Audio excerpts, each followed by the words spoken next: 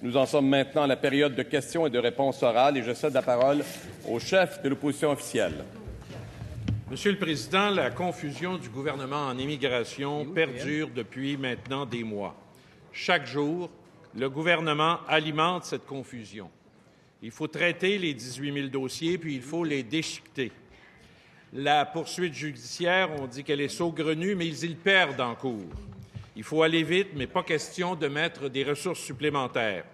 Une journée, c'est la faute du Parti libéral. L'autre jour, c'est le Parti libéral qui a mis en place le nouveau système qui va régler tous les problèmes.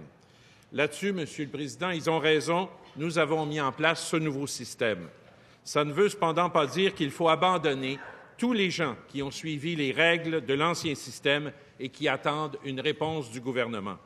Monsieur le Président, le plus ridicule de la situation, c'est que des hauts fonctionnaires nous ont démontré que les 18 000 dossiers pourraient être traités en 6 mois, et ce, en parallèle avec le système ARIMA. Monsieur le Président, est-ce que le gouvernement pense que gaspiller 19 millions de dollars et briser des milliers de rêves est un meilleur deal qu'investir 4 millions pour traiter rapidement les dossiers? Monsieur le Premier ministre. Just on time. S'il vous plaît. Tellement prévisible.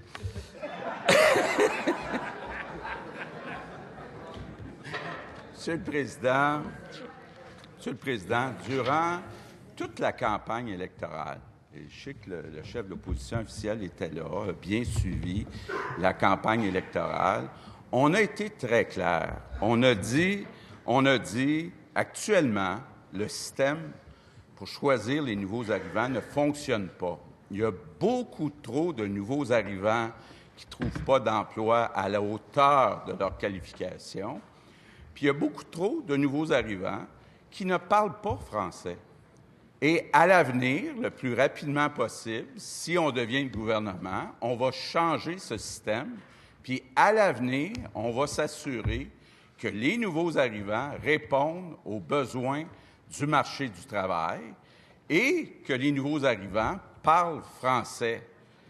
C'est pas vrai qu'on va aller prendre pendant 1 an, parce que là, n'oubliez pas, là, il y a 40 000 dossiers en attente à Ottawa qui ont été accumulés.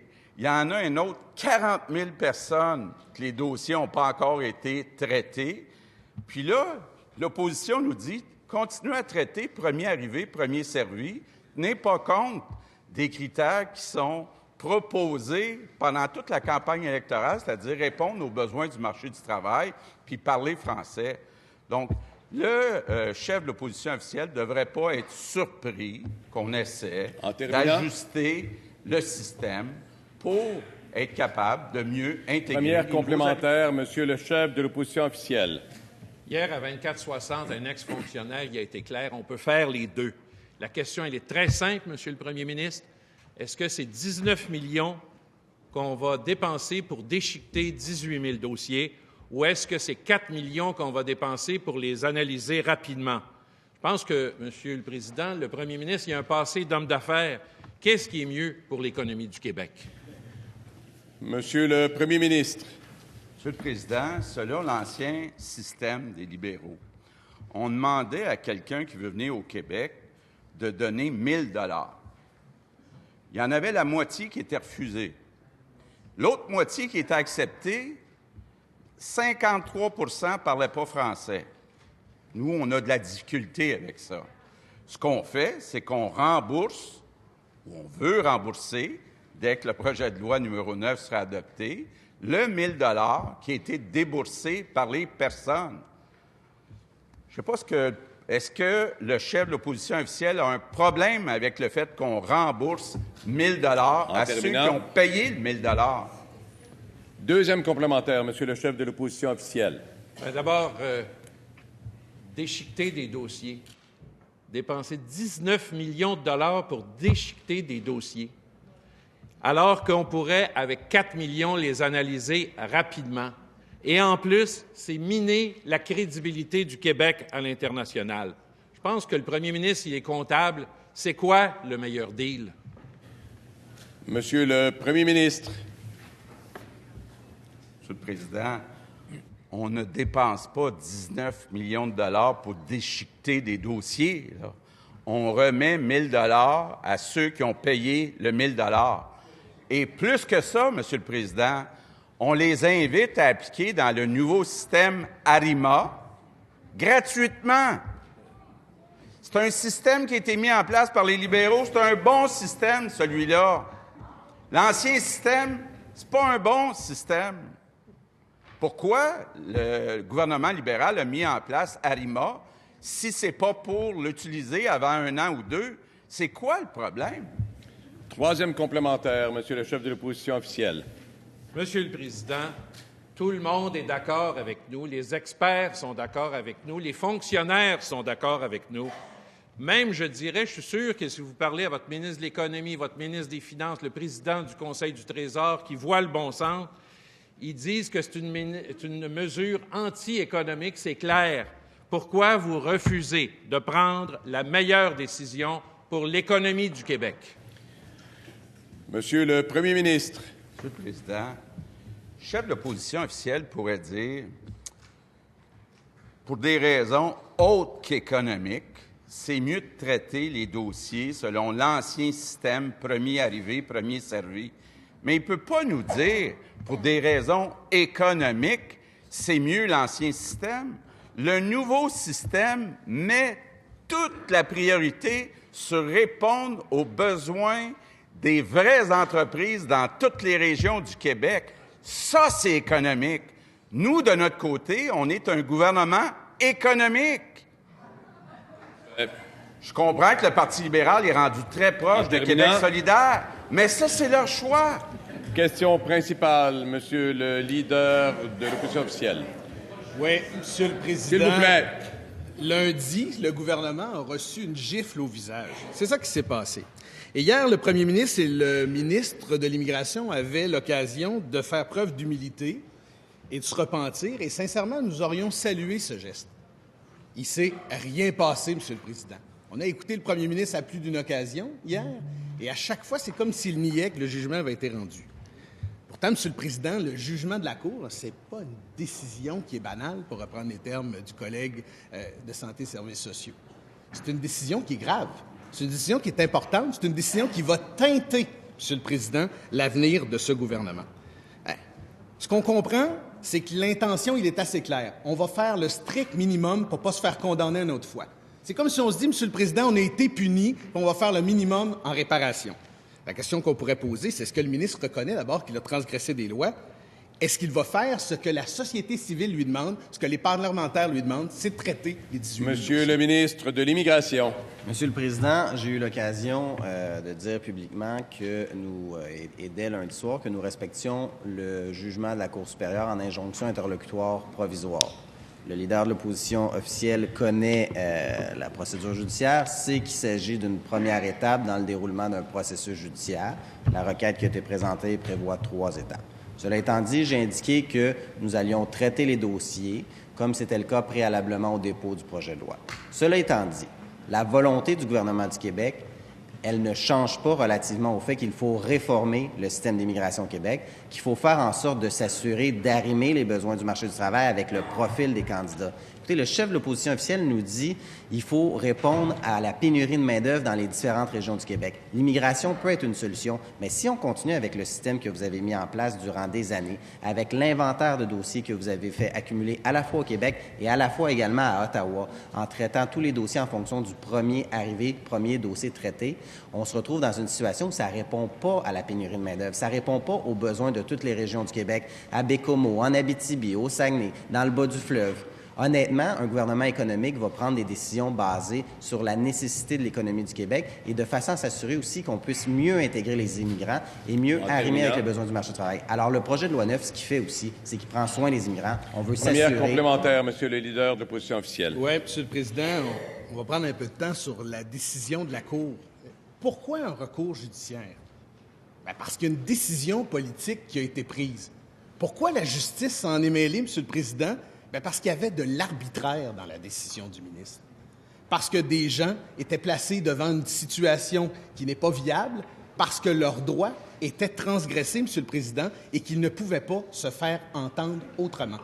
Alors, c'est comme si, Monsieur le Président, on se retrouvait devant la situation où ici c'était passé. Monsieur le ministre de l'Immigration. Monsieur le Président, c'est très clair. Le système d'immigration que nous avons actuellement ne répond pas à la nécessité des emplois disponibles dans les différentes régions du Québec. Vous le savez, vous avez mis en place ARIMA pour répondre à cette question-là. Il faut faire en sorte de s'assurer que lorsqu'on accueille une personne immigrante, elle puisse travailler dans un emploi qui correspond à la hauteur de ses compétences.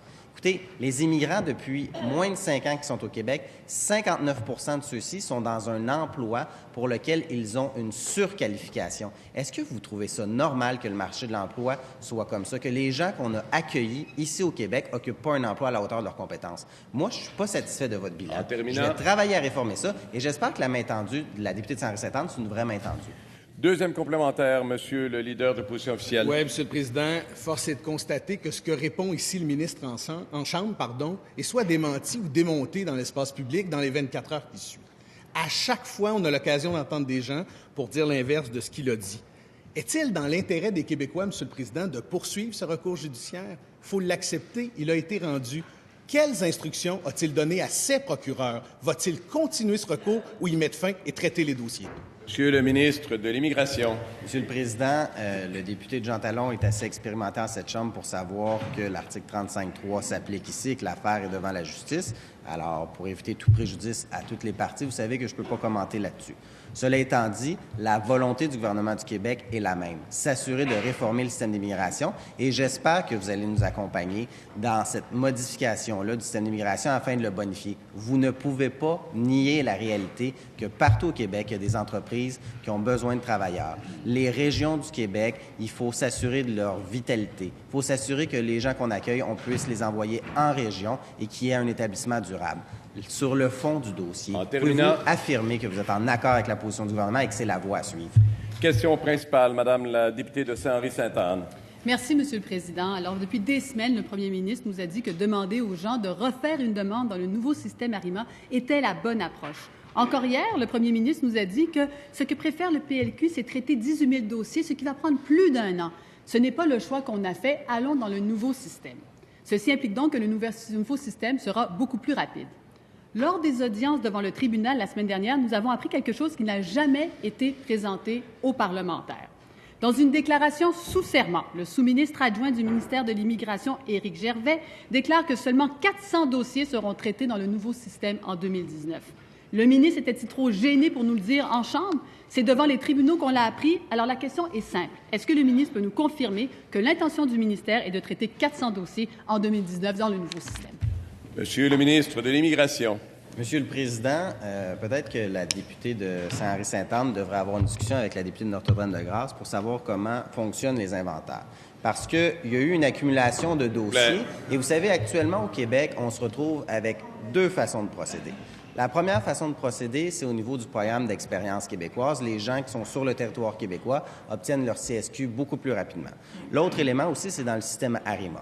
La gestion de la demande qui a été chaotique sous votre gouvernement, parce que la réalité, là, c'est qu'on se retrouve avec un inventaire de 40 000 personnes au gouvernement fédéral. Alors, Monsieur le Président, lorsque la députée de Saint-Henri-Sainte-Anne nous dit « traitez les dossiers », vous voulez faire gonfler l'inventaire au fédéral pour s'assurer aussi de créer des délais supplémentaires. Moi, ce que je veux faire, c'est réduire les délais en matière d'immigration, s'assurer également qu'on peut faire en sorte que les gens sont accueillis beaucoup plus rapidement au Québec, ils vont être en emploi dans les différentes régions du Québec. On ne veut pas de la méthode libérale qui a été un chaos au cours des dernières années. Honnêtement, rendez-vous à l'évidence, votre bilan n'est pas très bon.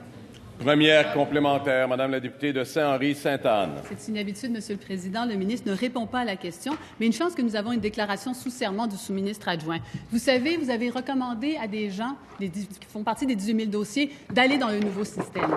18 000 dossiers en 2019, 18 000 dossiers, vous allez en traiter 400. À ce rythme-là, ça va prendre 45 ans pour traiter les 18 000 dossiers. Est-ce que oui ou non, le ministre de l'Immigration peut confirmer que c'est 400 dossiers qui vont être traités dans le nouveau système en 2019? Monsieur le ministre de l'Immigration. Monsieur le Président, il y a quelque chose que la députée de Saint-Henri-Sainte-Anne ne comprend pas.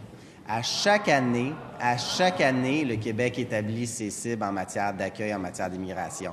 La réalité, Monsieur le Président, c'est que le gouvernement de la députée de Saint-Henri-Sainte-Anne a laissé s'accumuler 40 000 dossiers 40 000 personnes au fédéral, en plus d'avoir 45 000 demandeurs également sur le volet québécois. Nous, ce qu'on veut faire, c'est s'assurer de faire en sorte qu'on puisse accueillir ces 40 000 personnes-là. Et pour démarrer le nouveau système, bien, vous comprendrez qu'on a des cibles en matière d'immigration et il faut s'assurer de faire en sorte de bien accueillir les gens. Mais oui, il y a des délais, puis les délais sont causés par qui? Par votre incurie d'avoir traité les dossiers, d'avoir fait une mauvaise gestion de la demande. Admettez-le, reconnaissez votre attention, s'il vous plaît.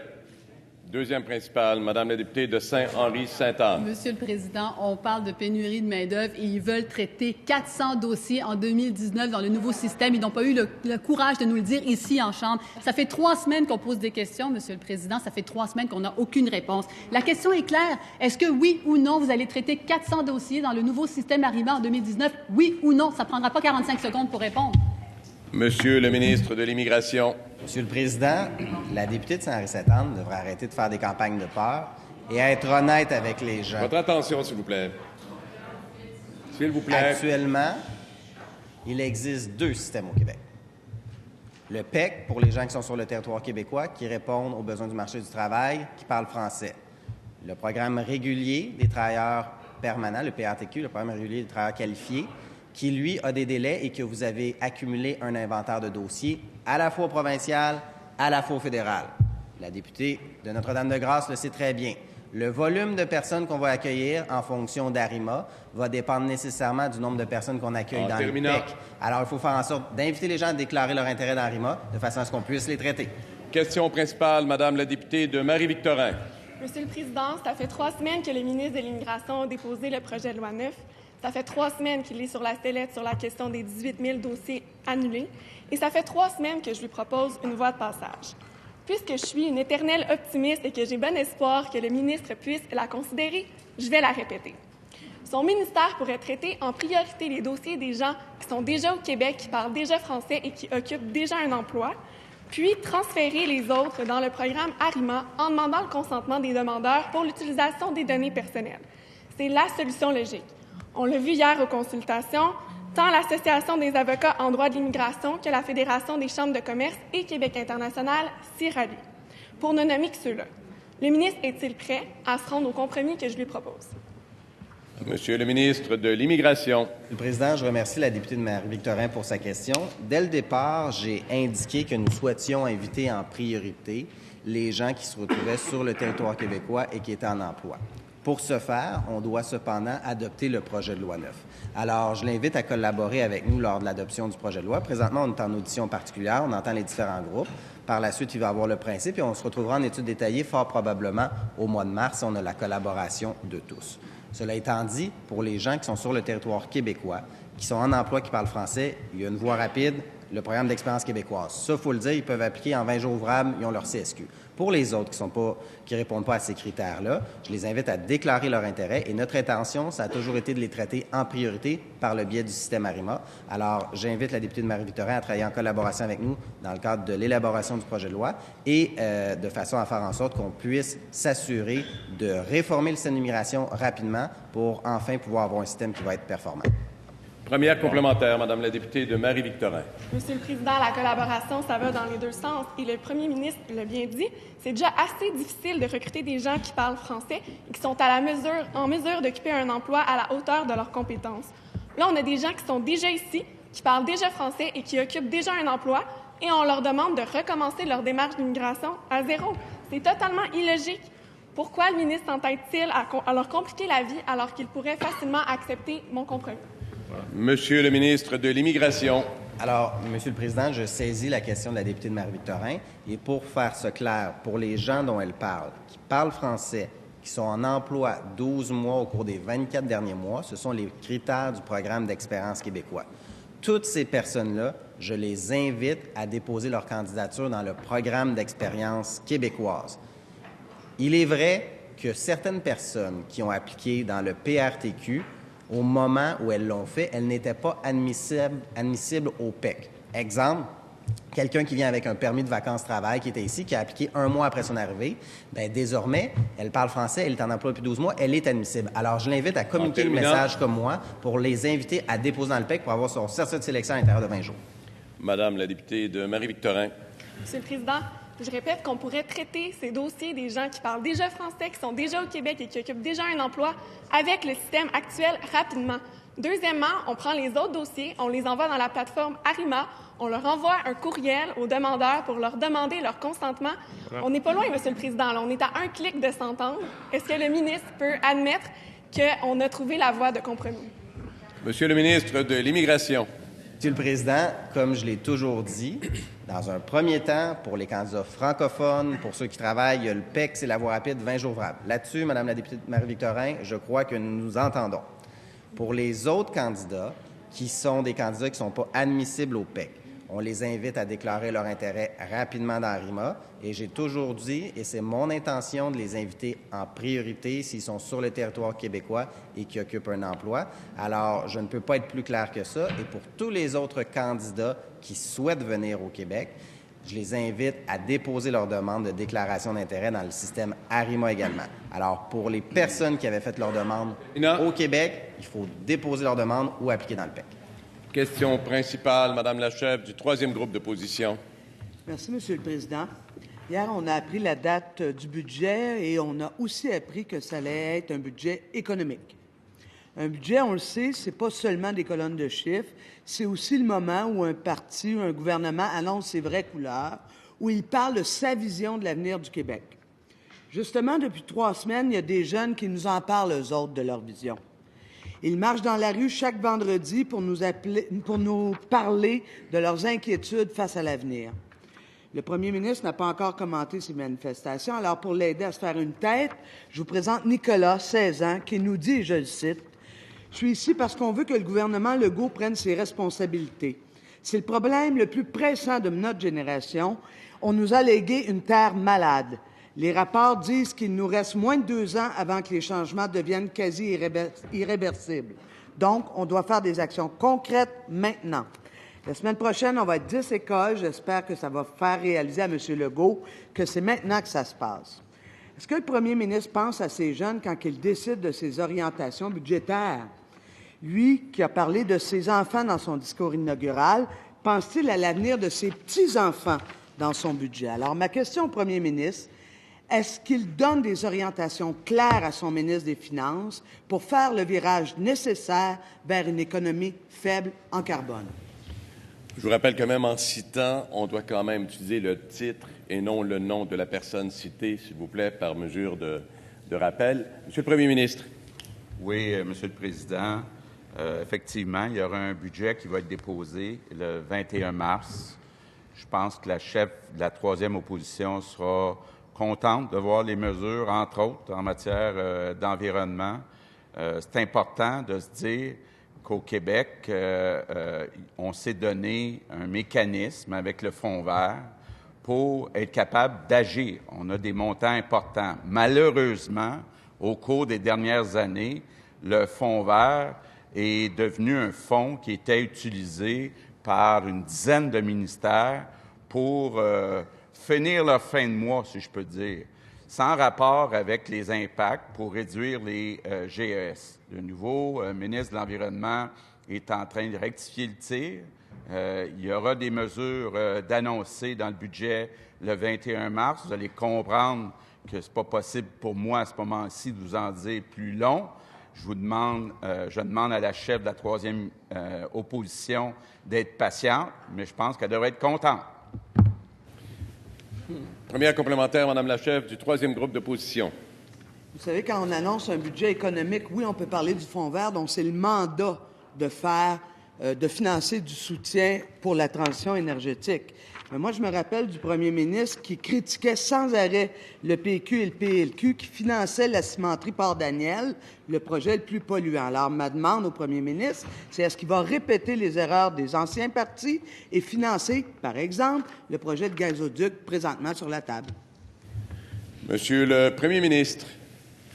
Monsieur le Président, le projet de gazoduc GNL est un projet de 14 milliards de dollars. 14 milliards de dollars qui créerait des emplois très payants au Saguenay-Lac-Saint-Jean. Évidemment, on va s'assurer d'abord qu'il y ait de l'acceptabilité sociale au Saguenay-Lac-Saint-Jean. ce qui semble être le cas. Maintenant, il faut rappeler qu'il s'agit d'un oléoduc de gaz, pas de pétrole, mais bien de gaz.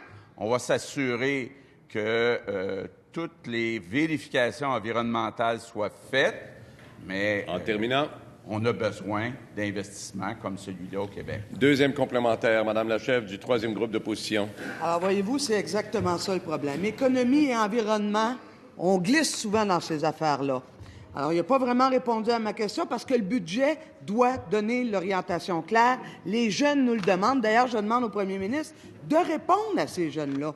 Peut-il vraiment s'engager envers eux de présenter un budget de transition énergétique et économique qui effectue un vrai virage vers une économie faible en émissions de GES? Monsieur le premier ministre. Monsieur le Président, d'abord, c'est important de se le dire. Au Québec, on est déjà la province, l'État en Amérique du Nord, où on a le moins d'émissions de GES par habitant. Donc, on est déjà les meilleurs. Notre objectif, c'est d'être encore plus meilleur, comme disait l'autre. Donc, oui, on veut investir, entre autres, dans le transport en commun, mais vous savez, pour investir des milliards dans le transport en commun, il faut créer de la richesse. Donc, il faut arrêter de mettre en opposition l'économie, la création de richesse, puis les investissements en environnement. On va s'occuper d'environnement, on va s'occuper aussi de créer de la richesse pour les Québécois. Question principale, Monsieur le député de Robert Baldwin. Merci, Monsieur le Président. Alors, le Québec est en très bonne santé financière. Cette santé financière se manifeste dans des surplus substantiels. Et ça, je vous avoue, c'est la faute des libéraux, Monsieur le Président. Encore la semaine dernière, l'Institut du Québec, après analyse minutieuse, mentionnait qu'un surplus de 3 à 5 milliards de dollars était possible, et cela après versement au Fonds de génération. Le Premier ministre, lui, il parle toujours d'un surplus de 2 milliards de dollars.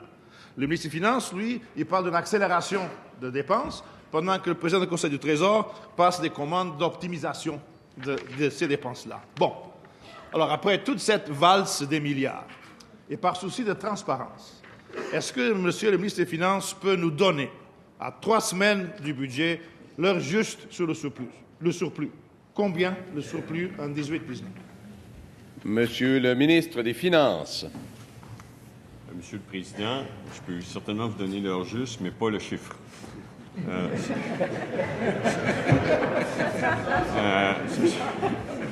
C'est lors du dépôt du budget que je donnerai le chiffre précis.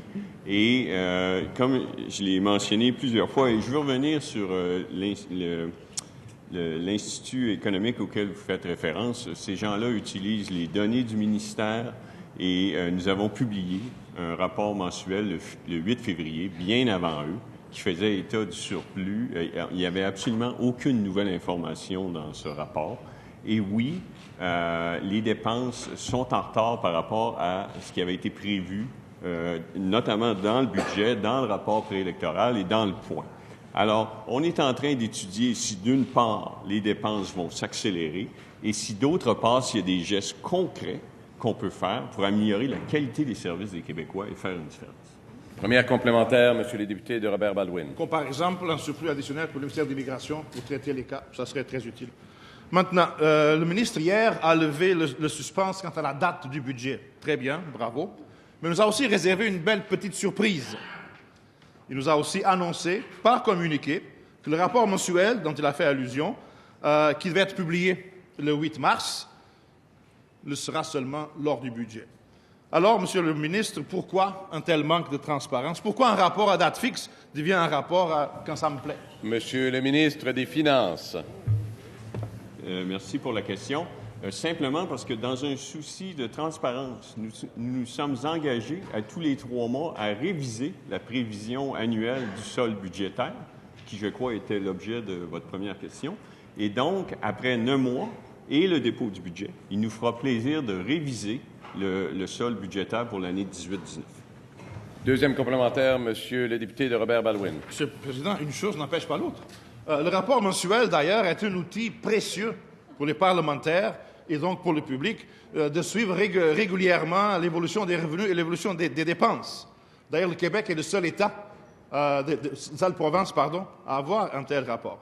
Quand nous sommes, en 2014, transformé ce rapport à date fixe, l'actuel président du Conseil du Trésor trouvait ça une excellente idée et nous a chaudement applaudi. Est-ce que le président du Conseil du Trésor trouve ça une bonne idée qu'une date fixe devienne une date à Monsieur le ministre des Finances. Et nous nous sommes engagés à améliorer ce rapport. Ce rapport fait seulement état du Fonds général. C'est un des problèmes. Les autres entités, les fonds, ne fournissent pas cette information mensuelle. Le rapport est incomplet et le rapport ne fournit pas d'estimation du solde annuel. Ce pourquoi nous nous sommes engagés à tous les 3 mois maintenant à fournir une estimation du solde annuel, ce que nous ferons lors du dépôt du budget avec le rapport mensuel et le dépôt du budget. Question principale, Monsieur le député des Îles-de-la-Madeleine. Merci, Monsieur le Président. Avant les fêtes, mon collègue de Rimouski a questionné la ministre responsable de la langue française sur le renforcement de la loi 101. Elle nous a répondu que son gouvernement n'y ferait pas de modification. Pourtant, en campagne électorale, la CAQ proposait de renforcer l'Office québécois de la langue française afin d'en faire un acteur majeur de la francisation du Québec. Elle promettait même la création d'un poste de commissaire à la langue française. Or, la création d'un poste de commissaire nécessite de rouvrir la loi. Le gouvernement de la CAQ se plaît à dire qu'il sera le gouvernement qui respectera toutes ses promesses. Pour être cohérent avec sa promesse qu'il a faite aux Québécoises et aux Québécois, le gouvernement doit donc modifier et renforcer la loi 101. Est-ce que la ministre responsable de la langue française va revenir sur ses propos et accepter de rouvrir la loi? Madame la ministre responsable de la langue française. Oui, je remercie le collègue pour sa question. Vous savez, en matière de langue française, Monsieur le Président, le gouvernement et je pense tous les parlementaires et toutes les sociétés d'État ont un devoir d'exemplarité. La langue française, c'est notre langue commune, c'est la langue officielle du Québec. Je comprends que la question de mon collègue porte, entre autres, sur un rapport que nous avions déposé lors de la dernière législature, fait par une de mes collègues, un excellent rapport d'ailleurs. Et vous savez, ce qui est important pour nous, c'est que l'Office de la langue française applique la loi 101, parce que vous, comme moi, constatons que depuis des années, voire plus d'une quinzaine d'années, il y a eu un certain laxisme à l'égard de l'application de la loi 101. Et je pense que ce que les Québécois qui nous écoutent veulent, c'est que la loi 101 soit appliquée. Alors, nous allons commencer par bien l'appliquer. Et vous allez voir, d'ailleurs, il y a déjà quelques changements qui ont été effectués au sein même de l'Office québécois de la langue française. Nous avons une toute nouvelle présidente directrice générale. Et je pense que vous allez voir qu'il y a des choses intéressantes qui s'en viennent. En terminant. Alors, surtout... Première complémentaire, Monsieur le député des Îles-de-la-Madeleine. Merci, Monsieur le Président. On veut bien croire à la préoccupation sincère de la ministre pour l'application de la loi 101, mais on sent également la responsabilité qu'elle veut remettre à l'Office plutôt que ce soit le gouvernement qui prenne ses responsabilités et respecte ses promesses. En septembre dernier, le premier ministre lui-même disait que le français devait être une priorité nationale et la solution que vous proposez, c'est la création d'un poste de commissaire. Alors, encore une fois, pour créer le poste, il faut rouvrir la loi. Est-ce que vous allez le faire, Madame la ministre? Madame la ministre responsable de la langue française. Oui, alors je poursuis. Je vous dis que nous avons maintenant une nouvelle présidente directrice générale à l'Office québécois de la langue française.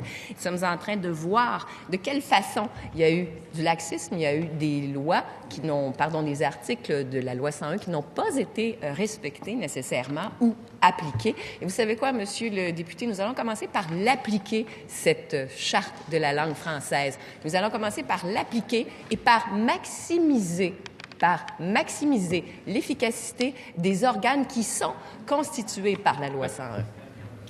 Deuxième complémentaire, Monsieur le député des Îles-de-la-Madeleine. Merci, Monsieur le Président. On peut décider d'appliquer la loi, on peut aussi décider de respecter ses promesses et modifier la loi, passer à l'action. L'Office québécois de la langue française peut agir, le gouvernement doit agir, c'est sa responsabilité. Encore une fois, pourquoi ne pas accepter de reculer sur vos propos et d'ouvrir la loi et de mettre en place le poste de commissaire que vous avez promis? Madame la ministre responsable de la langue française. Alors, il n'est pas question de reculer sur quoi que ce soit. Je vous dis depuis le début, depuis ma nomination, que la loi 101, la Charte de la langue française, nous serons là pour l'appliquer. Il y a eu du laxisme au cours des 15 dernières années.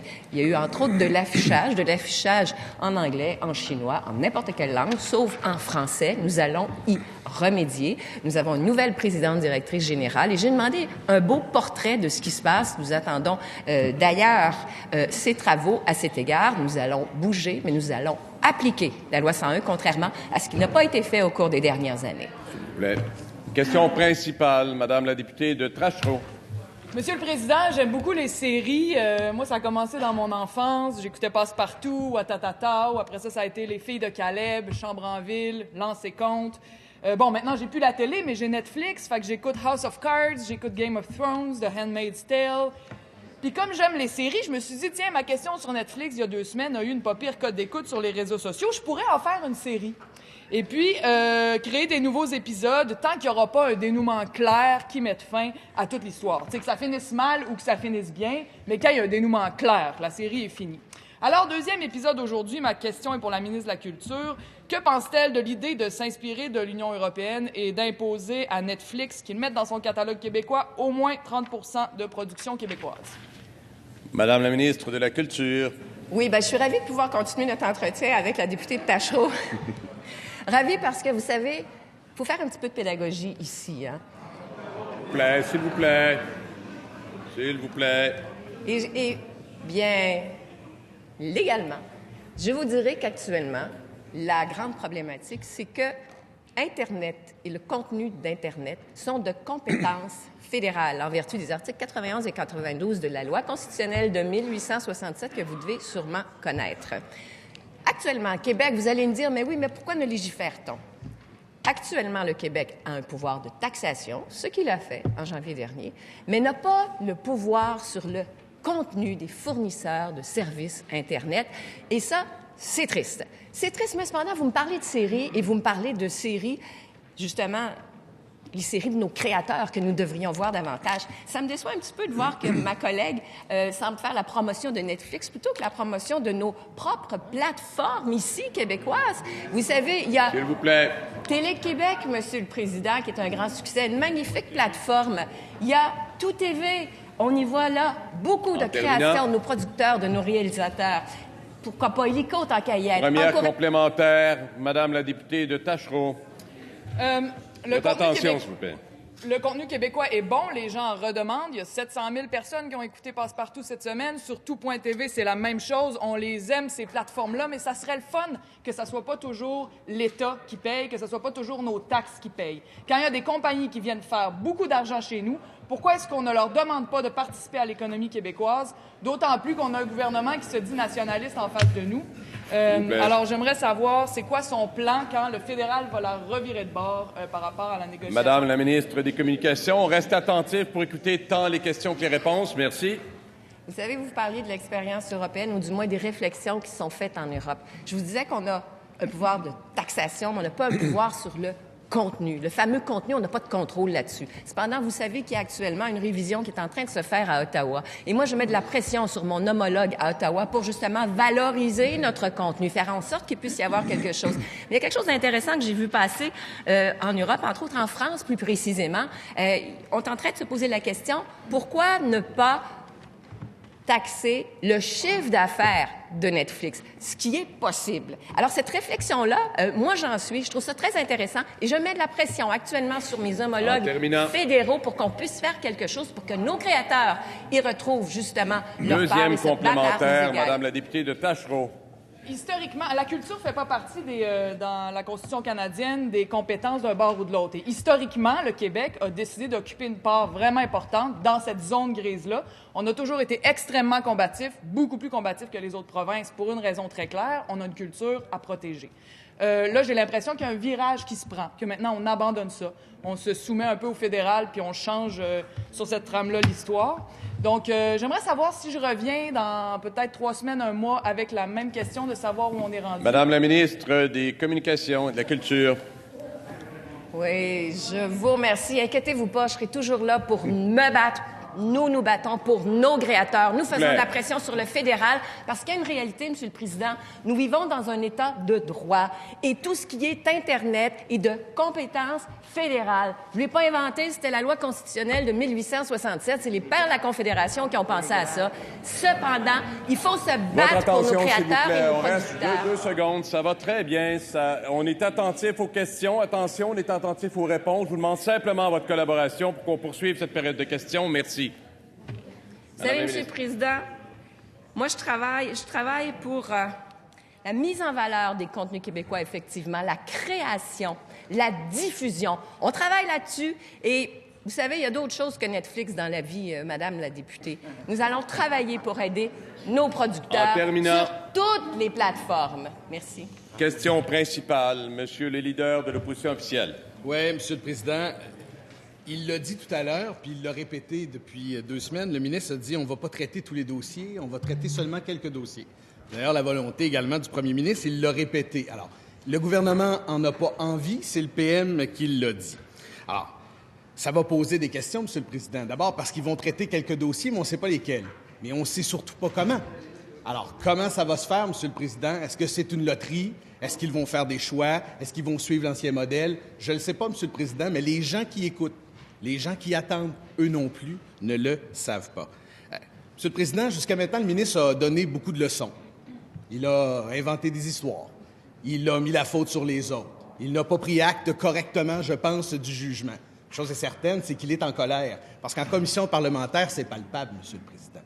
Et les groupes qui viennent ont à goûter à sa médecine. Alors, Monsieur le Président, va-t-il prendre acte de ce dossier? Et combien de dossiers va-t-il traiter pendant l'adoption de son projet de loi? Monsieur le ministre de l'Immigration. Monsieur le Président, j'ai eu l'occasion d'indiquer que le traitement normal des dossiers allait suivre son cours. Il faut comprendre qu'en matière de traitement des dossiers, tout dépend en fonction du nombre de dossiers que nous recevons dans les différents programmes. Alors, tout à l'heure, j'avais l'échange avec la députée de Marie-Victorin et ensuite avec la députée de Saint-Henri-Sainte-Anne relativement au fait que nous traiterons les dossiers en fonction du programme d'expérience québécoise et en vertu du programme régulier de travailleurs qualifiés, et ce, jusqu'à ce que cette Assemblée se prononce sur le contenu du projet de loi. Et d'entrée de jeu, Monsieur le Président, il faut dire que le projet de loi 9 ne change absolument rien au statut des gens qui étaient sur le territoire québécois. Ça, c'est important de le dire et de le répéter. Cela étant dit, j'invite les gens à déposer leur demande dans le PEC ou dans le système ARIMA. Une chose qui est sûre, Monsieur le Président, c'est que le système d'immigration au Québec ne fonctionne pas en fonction notamment de la pénurie de main-d'œuvre, de l'adéquation entre les besoins du marché du travail et le profil de compétences des candidats.